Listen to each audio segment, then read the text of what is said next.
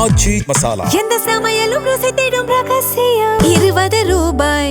ஹாலிடேஸ்னாலே அது நம்ம GT Holidays தான். GT Holidays, South India's #1 travel brand. You know you are special when you're with GT Holidays. MRK Panneerselvam அவர்கள். நமக்கு பேரவைத் தலைவர்களே, மாண்புமிகு அமைச்சர் அவர்கள் இப்போல்லாம் கணக்கெல்லாம் அவர் ஆடிட்டரில் அவர் கணக்கெல்லாம் சொல்கிறாரு. ஆனால் நாங்கள் எப்படி எங்களுக்கு நெல் மழையில் நனையாமல் 5 ஆண்டு காலத்தில் மழை நனைக்காமல் தான் இப்போ நீங்கள் ஆட்சிக்கு பொறுப்பேற்ற 3 மாதத்தில் இப்போ தொலைக்காட்சியில் பார்த்தா எல்லாம் நெல் மூட்டைகள்லாம் நனைந்து அதுவும் அதிகமாக ஓப்பனில் தான் இருக்குது. இப்போ ஓப்பனில் தான் வச்சுக்கிங்க. நாங்கள் திடீர்னு ஒரு மழை வரும்போது மழை வரும்போது நாங்கள் உடனுக்குடன் அங்கே அப்புறப்படுத்தி இங்கே பாதுகாப்பான இடத்திலே நாங்கள் குடோனில் வச்சோம். எங்கள் சக்கரால குடோனாக இருந்தாலும் சரி, பள்ளிக்கூடமாக இருந்தாலும் சரி, அந்த அளவுக்கு நாங்கள் வைத்து நெல்லை பாதுகாத்தோம். அதனால தான் வெள்ளை அரிசியாக ஒரு கருப்பு அரிசி வந்த காலத்தை போய் இப்போ வெள்ளை அரிசி வர்ற காரணம் அந்த நெல்லை மழை நனையாமல் முளைக்க விடாமல் இருந்த காரணத்தால் தான் நெல் இப்போ தேசங்களில் இப்போ இங்கே வெள்ளை அரிசி வர்றதுக்கு ஒரு காரணமும் உண்டு. மாண்புமிகு அவை முன்னவர். மாண்புமிகு பேரவைத் தலைவர் அவர்களே, மாண்புமிகு முன்னாள் அமைச்சர் அவர்கள் இங்கே குறிப்பிடுகிற போது முழுமையாக பாதுகாப்பளித்து தூய்மையான ஆட்சி மக்களுக்கு ரேஷன் கடையிலே வழங்கி கொண்டிருக்கிறான்னு சொன்னார்கள்.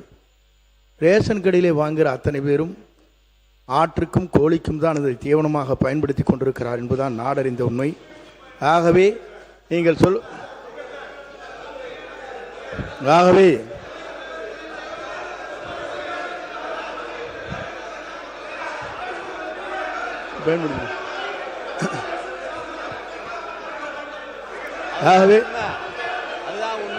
ஆகவேதான்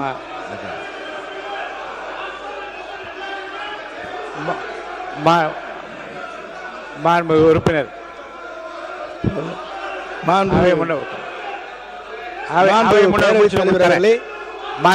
முன்னவர் முடித்தவுடன் உறுப்பினர் கோவி ஸ்ரீன் அவர்கள் பேச அவை முன்னவர் முடிங்க.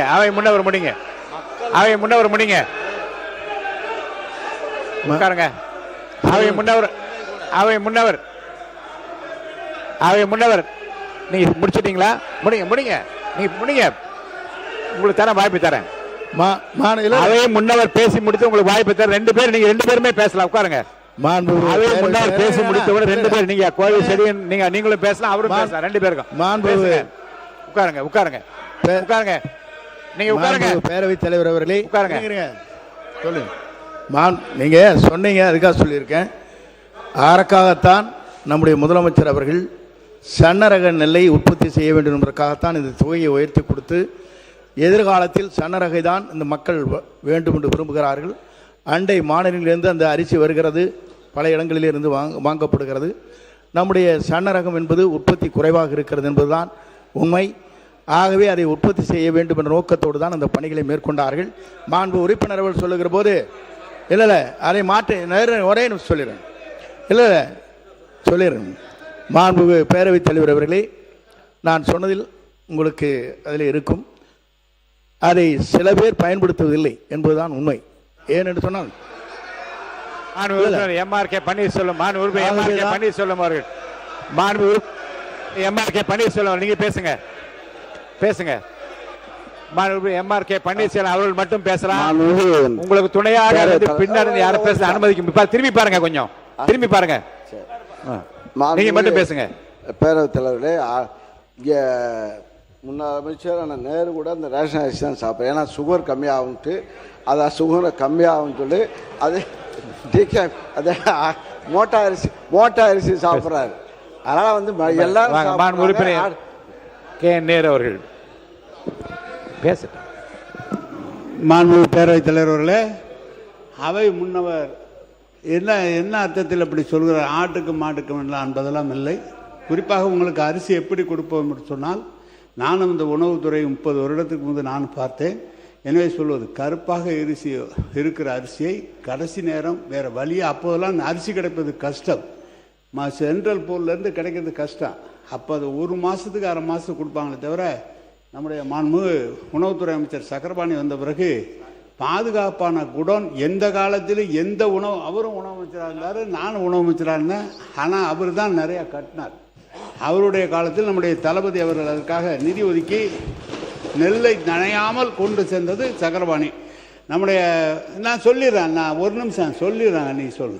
நம்முடைய அவை முன்னவர் சொல்கிறார், ஆட்டுக்கு மாட்டுக்கெலாம் இல்லை, இன்றைக்கி ரேஷன் அரிசி எல்லா மக்களும் சாப்பிட்றாங்க. நீங்கள் உனக்கு வச்சிங்க நீ ரேஷன் அரிசி. காரணம், ரேஷன் அரிசி சாப்பிடுகிற போது அந்த சர்க்கரை அளவு குறைகிற காரணத்தால் எல்லா மக்களும் அதை எடுத்துக்கொண்டிருக்கிறார்கள். நீ எப்படி காலையில் எழுந்திரிச்சோன்னா நெல்லிக்காய் ஜூஸ் குடிப்பான்னு பேட்டி கொடுக்குறியா, அது மாதிரி இன்றைக்கு ரேஷன் அரிசியை எல்லா மக்களும் பயன்படுத்தி கொண்டிருக்கிறார் என்பது உண்மை.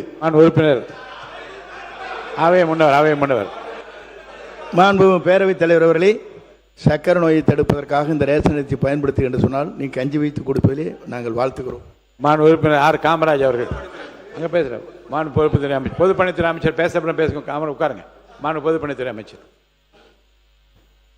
மாண்புமிகு பேரவைத் தலைவர்களே,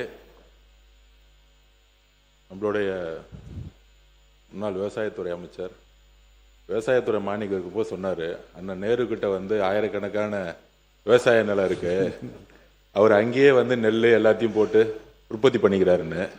ஆனால் ஒரு பரம ஏழையாக இருக்கக்கூடிய மாதிரி அண்ணன் வந்து ரேஷன் கடையில் தான் அரிசி சாப்பிட்றாருன்னு ஒரு தகவல் இன்னைக்கு தான் அது தெரியுது. அதனால அதாவது என்னுடைய பதிவு நான் முடிச்சிடுறேன், நீங்கள் பேசும்போது நான் முடிச்சிடுறேன். எதற்கு சன்னக நெல் அரிசிக்கு அதிகமான ஊக்கத்தொகையும் பொது ரக அரிசிக்கு எதுக்கு விலை கம்மியும் அப்படிங்கிற ஒரு விவாதம் நம்முடைய முன்னாள் உணவுத்துறை அமைச்சர் வந்து ஒரு பதிவு பண்ணார். மாண்புமிகு முதலமைச்சர் மூத்த அமைச்சர்களை ஒரு 8 அமைச்சர்களை கூப்பிட்டு விவசாய சங்கங்களை வந்து சந்திக்க சொன்னார். நம்மளுடைய கம்யூனிஸ்ட் தோழர்கள்லாம் இருந்தாங்க. ஸோ அங்கே விவசாய சங்கங்களோட பேசிட்டு இருக்கும் பொழுது அப்போ ஒரு கோரிக்கை கொடுத்தோம். உணவுத்துறையில் ரேஷன் சிஸ்டத்தில் அரிசியோடைய, நான் சிறு வயதிலேயே பிஹெச்ல இருக்கும் பொழுது ரேஷன் கடையில் போய் அரிசி வாங்கி சாப்பிட்ட குடும்பம் தான் என்னோட குடும்பம். அப்போ சாப்பிடும் போதே அரிசியோடைய அளவு வந்து எப்பயுமே பெருசாக இருக்கும். அதோடைய கலர் வந்து பார்த்தீங்கன்னா நம்மளுடைய எல்லார் வீட்லையும் இப்போ நம்ம சாப்பிடக்கூடிய அரிசி, நிறைய பேர் சில சட்டமன்ற உறுப்பினர்கள் ரேஷன் அரிசி சாப்பிட்றான்னு சொல்கிறாங்க. நம்ம அது தனிப்பட்ட இது நான் போல. பெரும்பாலும் இங்கே இருக்கக்கூடிய சட்டமன்ற உறுப்பினர்கள் தன்னுடைய மனசாட்சிப்படி தெரியும், யாரும் ரேஷன் கடையிலிருந்து அரிசி வாங்கி சாப்பிட்றதில்லை பெரும்பாலும். நான் இதுதான் உண்மையை தான், நாங்கள் உண்மையை பதிவு பண்ணுறோம். இங்கே வந்து மக்கள் என்ன நினைக்கிறாங்கிறத உண்மையை நம்ம பதிவு பண்ணணும். இதில் வந்து இந்த ஆட்சி அந்த ஆட்சி போன ஆட்சி 50 வருஷம் ஆட்சி பற்றி பதிவு பேசல.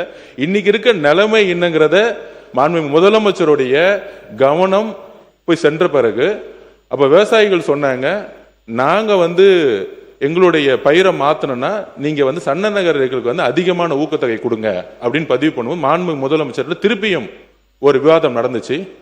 அப்போ மாண்புமிகு முதலமைச்சர் சொன்னார், மற்ற ஆட்சிகள்லாம் விட்டுருவோம், நம்ம ஆட்சியில் கொடுக்கக்கூடிய அரிசி சன்ன நகர் நெல்லா நம்ம கொடுப்போம், அரிசியா கொடுப்போம் மக்களுக்கு. நம்ம ரேஷன்ல கொடுக்கக்கூடிய அரிசியை அனைத்து ரேஷன் கடையில் வச்சிருக்கக்கூடிய எல்லா மக்களும், முக்கியமாக தாய்மார்கள் வாங்கிட்டு போகக்கூடிய அரிசி, அவங்க ஒரு அண்ணனா ஒரு அம்மாவுக்கு ஒரு அரிசி கொடுக்குற இடத்துல அவர் சொன்னது, நம்ம கொடுக்குற அரிசி அவங்க வீட்டில் சாப்பிடணும், சாப்பிடக்கூடிய அரிசியா மாத்தணும் சொன்னது எங்களுடைய முதலமைச்சர். இது உண்மை. இதற்கு தான் சன்ன நகர் நெல் அரிசிக்கு அதிகமான ஊக்கத்தொகை கொடுத்து டெல்டா மாவட்டங்களில் இனி வரும் காலங்களில் பொது ரக நெல்லுக்கு பதிலாக சன்ன நகர் நெல்லை வந்து பயிரிடணும், அவங்களுக்கு ஒரு ஊக்கம் கொடுக்கணும். அவங்க பயிரிட்டாதான் அதை வந்து நம்ம கரெக்டா வந்து ப்ரொக்யூர் பண்ணி மக்களுக்கு ரேஷன் கடையில் கொடுக்க முடியும். ஏன்னா அவங்க அதிகமான வந்து உற்பத்தி வந்து பொது ரகம் பண்ணிட்டாங்கன்னா ரேஷனுக்கு வந்து நம்ம சரியான நெல்லை அரிசி கொடுக்க முடியலங்கிறதுக்காக தான் சன்ன நெல்லை வந்து உற்பத்தி அதிகப்படுத்துறதுக்கு தான் இதை பதிவு பண்றோம். உண்மையாக சொல்லுகிறோம், தாய்மார்களுடைய வழியிலிருந்து சொல்றோம். இன்றைக்கு அதை மாற்றக்கூடிய ஒரு அரசாக 90% இன்றைக்கு அந்த அரிசியை வாங்கி யாரும் சாப்பிட்றதில்ல, இட்லி மாவு யூஸ் பண்றாங்க. அண்ணன் சொல்ற மாதிரி முன்னாடி நிறைய கடத்தல் நடந்துட்டு இருந்துச்சு, இதெல்லாம் தடுத்து ஆந்திராவுக்கு போயிட்டு இருந்துச்சு, கர்நாடகா போயிட்டு அதை தடுத்து நிப்பாட்டி இன்னைக்கு வரக்கூடிய காலத்துல சன்னநகர் அரிசியை நெல்லை வாங்கி அதை கரெக்டா ஸ்டோரேஜ்ங்கிறது கிடையாது. இது இந்த அரசு அந்த அரசு சொல்ல வரல. அதிகமான உற்பத்தி வரும் பொழுது தார்பாயை மூடி அப்படிதான் நம்ம ஸ்டோரேஜ் பண்ணி வச்சிருக்கோம். 30-40% தார்பாய் தான் மூடி வச்சிருக்கோம். அப்ப ஸ்டோரேஜை உருவாக்கக்கூடிய இடத்துல நம்மளுடைய உணவுத்துறை அமைச்சரும் சரி விவசாயத்துறை அமைச்சரும் சேர்ந்து வந்து தனி திட்டங்களை கொண்டு வந்துட்டு இருக்காரு. ஆனால் 70-80% இன்னைக்கு ஒவ்வொரு வீட்லயும் தாய்மார்கள் அரசு கொடுக்கக்கூடிய அரிசியை சாப்பிடுறதுங்கிறதா உண்மையான சர்வே ரிப்போர்ட். இதை இந்த உண்மையை மாத்துறதுக்காக தான் இந்த சன்னநகர் நெல்லுக்கான அதிகமான ஊக்கத்தொகையை முதலமைச்சர் அவர்கள் அனௌன்ஸ் பண்ணியிருக்காரு. ஆனா உணவுத்துறை அமைச்சர் ஏதோ சொல்லணும். பேரவைத் தலைவர்களே, நம்ம முன்னாள் அமைச்சர் 2 பேரும் கே நேரு சாரும் அவர் சொல்லியிருந்தாங்க, எங்கேயுமே எங்கள் ஆட்சிகள் நினைவே இல்லைன்னு. எங்கிட்ட சில ரிப்போர்ட்ஸ் இருக்குது, சில ஃபோட்டோஸ் பேப்பரில் கடந்த 1 ஆண்டு காலமாக அந்த பேப்பர் ரிப்போர்ட்டாக இருக்குது. அதாவது சும்மா ஒரு எக்ஸாம்பிள் மட்டும் சொல்கிறேன். 2025 டிசம்பர் முதல் வாரத்திலேயே மதுராந்தகத்தில் 5000 மூட்டைகள் மழையில் நினைந்தன. அது பேப்பர் ரிப்போர்ட்டில் பேப்பர் பத்திரிகைகள் நிறையா வந்திருக்கு. அதே போல் விருதாச்சலம் பத்திரிகை நேர விவசாயி சொன்ன செய்தி தான், எங்கேருந்து போடலை. விருதாச்சலத்தில் 5000 நெல் மூட்டைகள் அதே பேர் நினைஞ்சிருக்கு. ஜனவரி 2025 அதில் சிவகங்கை மாவட்டத்தில் இளையான்குடி கொள்முதல் தாமதத்தால் விவசாயிகள்லாம் ரோட்டில் வந்து போராடினாங்க. 2026 பிப்ரவரி மாதத்தில் சேத்தியாத்தோப்பில் சுமார் 1 லட்சம் நெல் மூட்டைகள் தேக்கமடைந்து, எங்கேயும் குடோன் இல்லை, ஸ்பேஸ் இல்லை, லாரி இல்லைன்னு சொல்லி தேக்கமடைந்தது. அங்கேருந்து மூவ் பண்ணாங்க. மானாமதுரை அதில் பல ஆயிரம் மூட்டைகள் நெல் மூட்டை நடந்திருக்குன்னு நினைந்திருக்கிறது. அப்போ விவசாயிகள்லாம் போராடி இருக்காங்க. இதெல்லாம் உங்களுக்காக ஒரு ரிப்போர்ட்டாக வச்சுருக்கேன். இதெல்லாம் பத்திரிகையிலையும் வந்திருக்கு. அந்த இடத்துல ஆய்வு பண்ணி அதையும் பண்ணியிருக்காரு.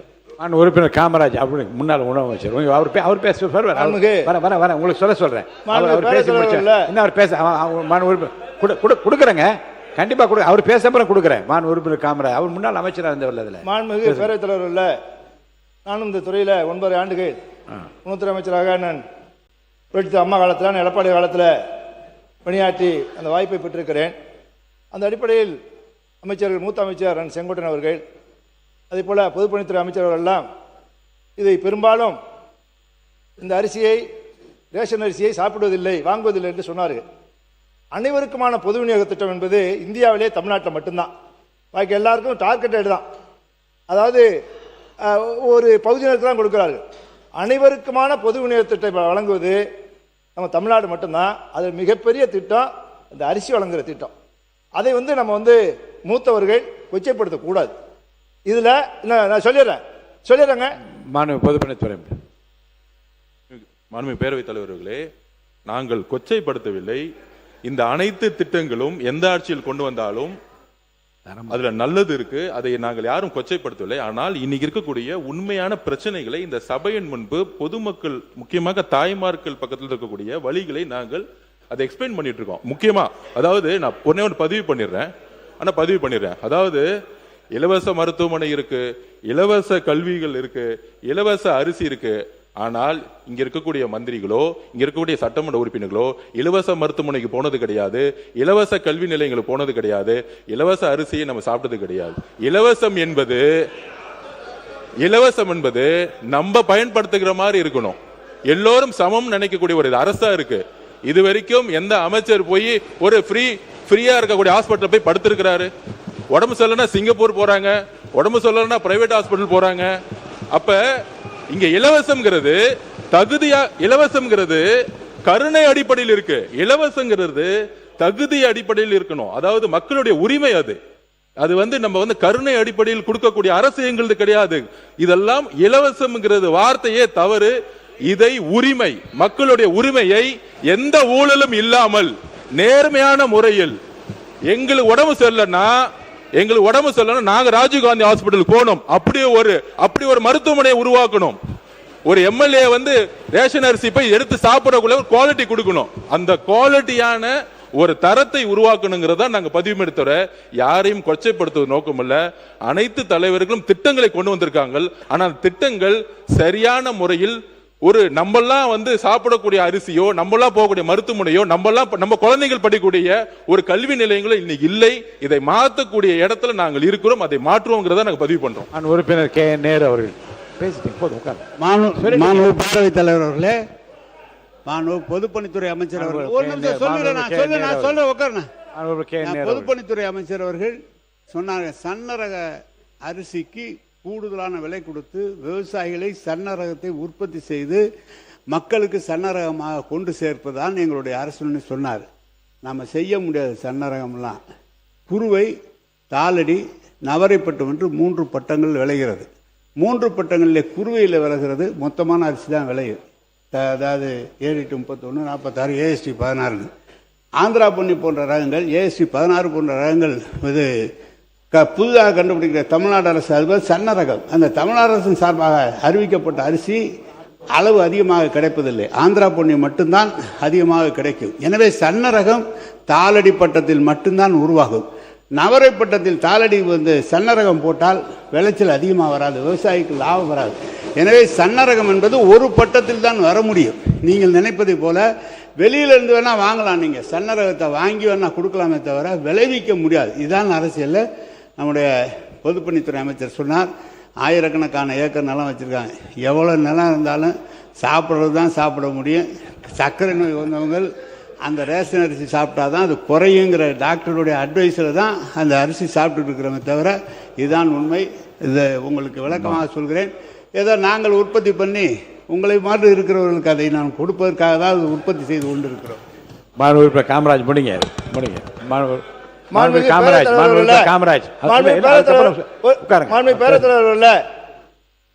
அதாவது இந்த அரிசி வழங்குகிற திட்டத்தை இலவச அரிசி என்று சொல்லக்கூடாது, விலையில்லாத அரிசி என்று சொன்ன தலைவர் மாண்புமிகு புரட்சி தலைவி அம்மா அவர்கள் 1,84,00,000 பேருக்கு தமிழ்நாடு முழுவதும் விலையில்லாத அரிசியை அறிமுகப்படுத்தினார்கள். அது இன்றைக்கு 2,20,00,000 கார்டு வரைக்கும் விலையில்லாத அரிசி போயிட்டு இருக்கு. இன்றைக்கு இருக்கிற விலைவாசி ஏற்றத்தில் அரிசி விலை உயர்ந்திருக்கிற இந்த சூழலில் மொத்தமாக இன்றைக்கு இந்த அரிசியை அத்தனை பேர் சாப்பிடுகிறார் என்பதை இந்த அவைக்கு நான் பதிவு வைக்க விரும்புகிறேன். மாண்புமிகு உணவுத்துறை அமைச்சர் முடிச்சிடலாம் இதை. மாண்புமிகு பேரவைத் தலைவர்களே, சரி சொல்லுங்க முடிங்க. அமைச்சர் முன்னாள் நம்ம நேரு சாருக்காக சொல்ல வரேன். இதுவரைக்கும் செப்டம்பர் 2025 ஆகஸ்ட் 2020 இன்று வரை ப்ரொக்யூர் பண்ண நெல் கிட்டத்தட்ட 64,52,401 மெட்ரிக் டன் நம்ம ப்ரொக்யூர் பண்ணியிருக்கோம் விவசாயிட்டேருந்து. அது ஸ்பெசிஃபிக்காக சன்ன ரகம் கிரேடு ஏ அதை நிறைய விவசாயி பண்ணுறாங்க. கிட்டத்தட்ட இன்று வரை 38,29,616 மெட்ரிக் டன் ப்ரொக்யூர் பண்ணியிருக்கோம்.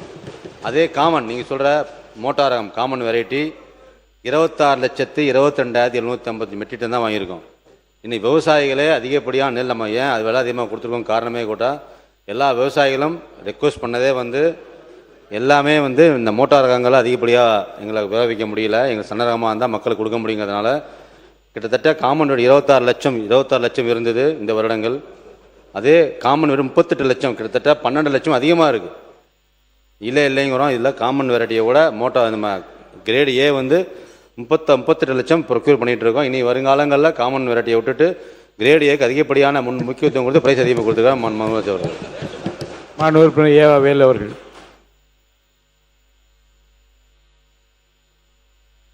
மைக் கொடுங்க. மாண்புமிகு பேரவைத் தலைவர்களே, நானும் 5 ஆண்டு காலம் கூட்டுறவு உணவுத்துறை அமைச்சராக இருந்து பணியாற்றிய காரணத்தான் ஒரு விளக்கத்தை சொல்ல வேண்டிய நிலைமை இருக்குது. அவை முன்னவர் அவர்கள் எப்பொழுதும் உங்களுக்கு உறுதுணையாக இருந்து அவையை சும்மா நடத்துறதுக்காக அவர் முயற்சி பண்ணணும்.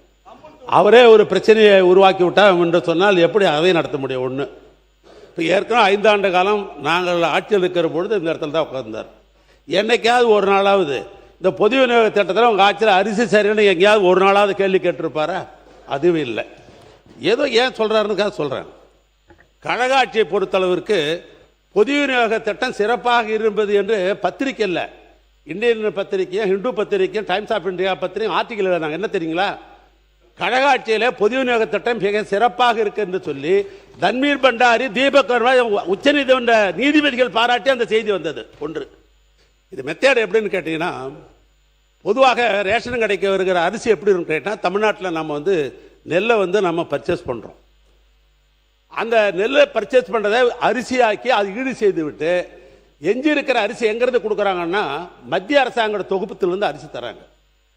அது சத்தீஸ்கர்லேருந்து வரும், பஞ்சாப்லேருந்து வரும், ஆந்திராவிலேருந்து வரும்.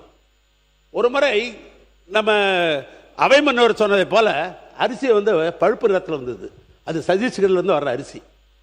ரேஷன் கடையில் இதை பற்றி ஒரு செய்தி வந்த உடனே முதலமைச்சர் என்ன சொன்னார்னா, ரேஷனுக்கு அப்படி ஒரு செய்தி வந்திருக்கிறது, நாளைக்கே வந்து அதெல்லாம் வித்ட்ரா பண்ணுங்கன்னார். என்ன விஷயம்னார், இது சதீஷ்கரில் வந்த அரிசி அப்படின்னு உடனே மத்திய தொகுப்பில் இருக்கிற உணவுத்துறையை சந்தித்து, உணவு அமைச்சரவை சந்தித்து, எங்களுக்கு இனிமேல் சதீஷ்கர் அரிசி தேவையில்லை, பஞ்சாப் அரிசியும் ஆந்திரா அரிசியும் தான் வர வேண்டும் என்று ஆணை பெற்று அதுக்கு பின்னால் தொடர்ந்து அரிசி கொடுக்கப்பட்டது. இதுதான் உண்மையான வரலாறு. இதுதான் உண்மையான வரலாறு. அடுத்து எங்களுடைய அண்ணர் மு க ஸ்டாலின் நம்முடைய உணவுத்துறை அமைச்சர் சக்கரவாணிக்கு ஒரு ஆர்டரை போட்டு, நீங்கள் உள்ளூரில் அரிசி இது நெல் பர்ச்சேஸ் பண்ணுறீங்க, நாம் இது ஈடு செய்தால் தான் மீதி அரிசி தருவாங்க. இந்த அரிசி எப்படி இருக்கும்னு கேட்டால், தமிழ்நாட்டில் உற்பத்தி பண்ணுற அரிசி கொஞ்சம் கலர் கம்மியாக தான் இருக்கும், என்ன மாதிரி கொஞ்சம் கருப்பாக இருக்கும், உங்களை மாதிரி சிகப்பாக இருக்காது. அதனால் அதுக்கு என்ன ஆர்டர் போட்டார் தெரியுங்களா, வெளிநாட்டு ஜெர்மனாக இருக்கலாம், இல்லை உள்நாட்டில் இருக்கலாம், கலர் சாற்றை ஒன்று நீங்கள் வாங்கி ஒரு மில்லுலையும் வச்சு அதை வெளுமையாக்கணும்னு சொன்னாங்க. இவ்வளவு நடந்திருக்குது. ஆனால் நீங்கள் போய் ஒரு சீனியர் சட்டமன்ற உறுப்பினர் அவை முன்னவர் கொச்சைப்படுத்தலாமா? ஏழைகள் வாங்கி சாப்பிடுகிற அரிசியை வந்து அது ஆடு மாடு தான் தின்றாங்கன்னு சொன்னீங்கன்னா அதுக்கு என்ன பேர்? அவை முன்னவர் மாண்பு பேரவைத் தலைவர் அவர்களே, நான் குறிப்பிட்டது ஒன்றே ஒன்றுதான். நீங்கள் வந்து ரேஷன் அரிசி என்பது ஒரு வரலாற்றில் இடம்பெற்ற ஒன்றுதான், இல்லை என்று நான் மறுக்கவில்லை. ஆனால் ரேஷன் அரிசி எல்லோரும் பெற வேண்டும் என்பதுதான் அரசுடைய நோக்கம். அதிலே அங்கே இருக்கிற சாதாரண அரிசி என்பது மக்கள் பெரும்பாலாக பயன்படுத்தவில்லை என்பதுதான் உண்மை நிலை. எல்லோரும் நீங்களே வேண்டுமானாலும் அப்படிப்பட்ட நிலை தான் இருக்கிறது. அண்ணன் மட்டுமன்றம் சொன்னீர்கள், சர்க்கரை நோய் இருக்கிறது, மருத்துவர் சொன்னார், ஆகவே ரேஷன் அரிசியை நான் சாப்பிட்டு கொண்டிருந்தேன் சொன்னார்கள். அப்படி இருக்கலாம், இல்லை என்று நான் சொல்லவில்லை. ஆகவே மாண்பு உறுப்பினர் அவர்கள், நாங்கள் சன்ன ரகத்தை கொண்டு வர வேண்டும், அதைத்தான் முழுமையாக தமிழ்நாட்டு மக்கள் பயன்படுத்துவதற்கு ஏதுவாக அமையும். ரேஷன் கடையிலே வாங்குகிற இருங்க கிளப்பல்ல இல்லை பெரும்பாலான மக்கள் அந்த குறைகளை இல்லை விடலாங்க இல்லை இல்லை ஆடு இல்லை இல்லை இல்லைங்க, நான் சொல்லிடுறேன், சொல்லி முடித்த இருங்க நான் ஒன்று சொல்லிடுறேன். இல்லை இல்லை ஆடு மாடுகள் என்று உட்காருங்க, நீங்கள் உட்காருங்க.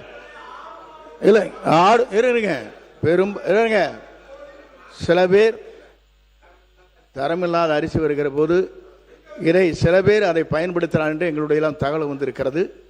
ஆகவே சில பேர் அதை அப்படிப்பட்ட நிலை இருக்கிறது என்பதை எல்லாம் சுட்டி காட்டியிருக்காங்க கிராமத்திலே. அது போன்ற நிலையில் இருக்கக்கூடாது என்ற நோக்கத்தோடு தான் நாங்கள் வந்து சன்னரக அரிசி வழங்க வேண்டும் என்பதுதான் எங்களுடைய நோக்கமாக இருந்து, அதற்காகத்தான் தொகையை இன்றைக்கு உயர்த்தி கொடுத்து மக்களிடத்தை அதை ஊக்கப்படுத்த வேண்டும் நோக்கத்தோடு தான் அந்த பணிகளை நாங்கள் மேற்கொண்டு வருகிறோம். அதைத்தான் நான் சொன்னேனே தவிர அதில் நீங்கள் அதை நான் கொச்சைப்படுத்தியாக தயவு கூர்ந்து நீங்கள் சொல்லிவிடாதீர்கள். ஏனென்று சொன்னால் இது பேரறிஞர் அண்ணா காலத்திலே ஆரம்பித்து ஒருபடி திட்டம் என்ற ஒருபடி அரிசி என்ற முதலிலே ஒரு ரூபாய்க்கு ஒருபடி அரிசி என்ற நிலையை முதலில் அறிவித்தார். 10 கிலோ வழங்கலாம், 10 படி அரிசி என்று அன்னைக்கு சொன்னார். கிலோ இல்லை இப்போங்க. ஆனால் அவர்கள் என்னங்க என்ன இல்லை, ஆகவே அதை சொல்லி இருந்தால் வேறுங்க இருங்க அண்ணே 3 படி நான் சொல்லிடுறேன், சொல்லி முடிக்கிற கேட்டுங்க. ஆகவே இல்லை ஆகவே நான் சொல்லுவது ஒன்றே ஒன்று தான், சில பேர் அந்த குறைபாடுகளை சொன்ன காரணத்தின் அடிப்படையை தான் நான் சுட்டி காட்டினதை தவிர முழுமையாக என்று நான் சொல்லவில்லை. மாண்பு அவை முன்னவர்கள் ஒரு கருத்து, பேரறிஞர் அண்ணா என்ன சொன்னாங்கன்னா, கொள்கை அறிவிப்பு தேர்தல் அறிவிப்பு வரும்போது 3 படி அரிசி லட்சியம் 1 படி நிச்சயம் என்று தான் அந்த தேர்தல் அறிக்கையில் சொல்லி அதை செயல்படுத்தினார்கள் மாண்புமிகு முன்னாள் முதலமைச்சர் எடப்பாடி கே பழனிசாமி அவர்கள். மாண்பு பேரவைத் தலைவர்களே, அரசனுடைய நேரடி நெல் கொள்முதலிலிருந்து கொள்முதல் செய்யப்பட்ட அந்த நெல்லை உடனுக்குடன் அரவைக்கு அனுப்பினால் இந்த நிலை ஏற்படாது. அது காலம் தாழ்த்தி அனுப்புகின்ற காரணத்தினால்தான் இந்த பழுப்பரிசி வருகின்றது. அது மட்டும் இல்லை, மழை காலத்திலே ஈரப்பசையோடு நம்ம கொள்முதல் செய்கிறோம். அதனால் உணவுத்துறை அமைச்சர் இதை கவனமாக எடுத்துக்கொண்டு நேரடி நெல் கொள்முதல் செய்தவுடன் உடனுக்குடன் அரவை ஆலைக்கு அனுப்ப வேண்டும். மற்றொன்று, வெளிமாநிலத்திலிருந்து தான் வரும்னு சொல்கிறாங்க. நமக்கு தேவையான அளவுக்கு கிடைச்சா வெளிமாநிலத்திலிருந்து அரிசி மத்திய அரசு கொடுப்பதில்லை. பற்றாக்குறையாக இருந்தால் வெளி மாநிலத்தில் கொடுப்பாங்க. இன்றைக்கு ஆந்திராவில் இன்றைக்கு அருமையான அரிசி தயார் பண்ணியிருக்காங்க மாடர்ன் ரைஸ் மில் மூலமாக. அதே நம்முடைய தமிழ்நாட்டிலையும் அற்புதமாக அரிசி கொடுக்கலாம். மாடர்ன் ரைஸ் மில்லில் டபுள் பாயிலிங் போட்டு பாலிஷ் பண்ணால் இதே அற்புதமான அரிசி தமிழ்நாட்டிலையும் கொடுக்கலாம். ஆனால் இப்பொழுது இருப்பதை விட 2500 கோடி கூடுதலாக செலவாகும். 10% அவுட்டன் குறையும். அதை இந்த அரசு பரிசீலித்து இந்த அற்புதமான அரிசியை நியாய விலைக் கடையில் அனைவருக்கும் கிடைப்பதற்கு நடவடிக்கை எடுக்குமா என்பதை தங்கள் வாயிலாக அறிவிக்கிறேன். நக்கீரன் டிவிக்கு சப்ஸ்கிரைப் செய்யுங்கள். உங்கள் ஆதரவே எங்கள் பலம். ஆசிரியர்களுக்கு நண்பனாகவும் மாணவர்களுக்கு ஆசானாகவும் திகழும் தேர்வு வழிகாட்டி. ஒவ்வொரு பாடத்திற்கும் அனுபவமிக்க ஆசிரியர்களின் துல்லியமான தெளிவான விடைகள். CNC இருக்கு, தேர்வு பயம் எதற்கு? இது தீரன் பப்ளிஷிங் ஹவுஸ் விற்பனை வெளியீடு.